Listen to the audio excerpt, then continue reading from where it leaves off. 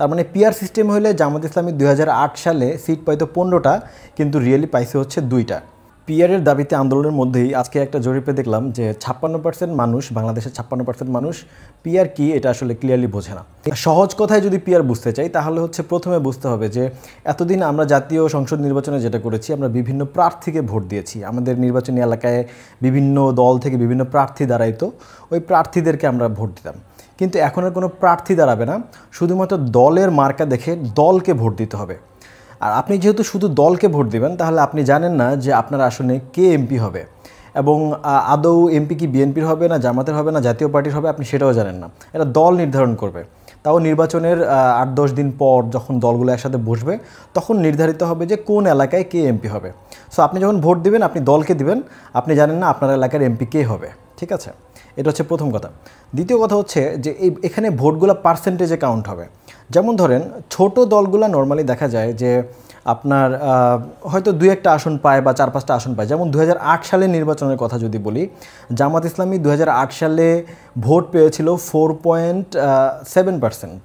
ঠিক আছে, মানে ধরে নিলাম 5% ভোট পাইছে জামাত ইসলামী, কিন্তু জামাত ইসলামী 2008 সালের নির্বাচনে সিট পাইছে মাত্র 2টা। তাহলে 5% যদি কাউন্ট করেন যে পিআর সিস্টেমে, সেটা হচ্ছে 300 আসনে 5%, 1%-এ হয় 3টা, 5%-এ হয় 3-5-15টা।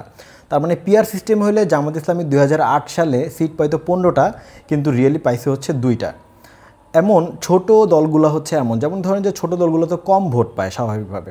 এখন প্রত্যেকটা আসনেই দেখা যায় যে এরা কম ভোট পাওয়ার কারণে প্রত্যেকটা আসনেই ফেল করে। কিন্তু পিআর সিস্টেমে সারা বাংলাদেশে ধরেন যে একটা ছোট দল, যেমন ধরেন গণ অধিকার পরিষদ ভিপি নুরের যে দল, সেই দল সাপোজ আমরা ধরলাম যে 2% ভোট পেয়েছে সারা বাংলাদেশে, তাহলে সে কিন্তু কোনো সিট পাবে না 2% ভোট দিয়ে, মানে কোনো একটা সার্টেইন একটা সিট কিন্তু সে পাবে না। তাহলে 2% ভোট দিয়ে সে পিআর সিস্টেমে কীভাবে পাবে?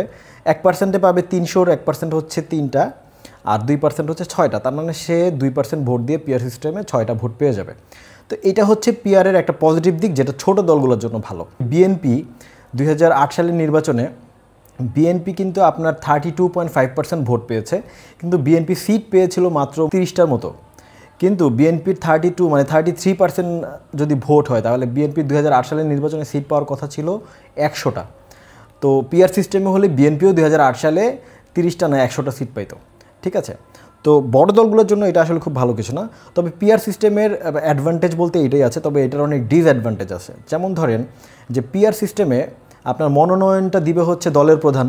এখন দলের প্রধান এমনিতেই তো বাংলাদেশে অনেক বেশি পাওয়ারফুল। তো পিআর সিস্টেমে গেলে উনি যেই 300 জনকে মনোনয়ন দিবে সেই 300 জনই মনোনয়ন পাবে, এবং বিভিন্ন আসনে কে এমপি হবে ওইটা উনি নির্ধারণ করে দেবে। সো বলা যায় যে এখানে পুরো ধরেন যে একটা টোটাল পাওয়ার ওই যে দলের প্রধানের কাছে চলে যাবে। ঠিক আছে, এটা একটা ফ্যাসিজমের একটা ব্যাপার আছে এখানে। যদি এটাকে কন্ট্রোল যদি করা যায় দ্যাটস গুড, তবে এটা একটা প্রবলেম। আরেকটা গুরুত্বপূর্ণ ইস্যু হচ্ছে যে পিআর সিস্টেমে আপনার ছোট ছোট দলগুলো যখন আপনার আসন পাবে, তারা যখন সংসদে যাবে, তারা দেখা যাবে যে একসাথে জোট করে, হতে পারে যে তারা একটা বড় জোট হয়ে গেল, তখন দেখা গেল যে আপনার একটা কোয়ালিশন গভর্নমেন্ট হতে পারে। এবং কোয়ালিশন গভর্নমেন্ট কিন্তু খুব ঝামেলা। কোয়ালিশন গভর্নমেন্ট হওয়া মানে হচ্ছে যে কোনো সময় এটা ভেঙে যেতে পারে। যেমন ধরেন যে 4-5টা দল মিলে তাদের সিটগুলো মিলায়া তারা হচ্ছে একটা সরকার গঠন করলো, এর মধ্যে 1টা বা 2টা দল মনে করলো যে মাঝামাঝি যে না আমাদের সাথে তাদের মিলতেছে না, আমরা বের হয়ে গেলাম, তখন কিন্তু সরকার ভেঙে যায়, পার্লামেন্ট ভেঙে যায়, তখন কিন্তু একটা ক্যাওস তৈরি হয়। সো পিআর সিস্টেমের এটা একটা ডিসঅ্যাডভান্টেজ। আর হচ্ছে আপনার পার্টি হেডের কাছে অ্যাবসোলুট পাওয়ার চলে যায়, এটা একটা ডিসঅ্যাডভান্টেজ। আর পিআর এটার ফুল ফর্ম হচ্ছে প্রপোর্শনাল রিপ্রেজেন্টেশন, আনুপাতিক প্রতিনিধিত্ব যেটাকে বাংলায় বলে আর কি। মানে অনুপাত অনুযায়ী আপনি যেই অনুপাতে ভোট পাবেন সেই অনুপাতে আপনি প্রতিনিধিত্ব করতে পারবেন সংসদে। এটাই হচ্ছে পিআর বা আনুপাতিক প্রতিনিধিত্ব। Thank you.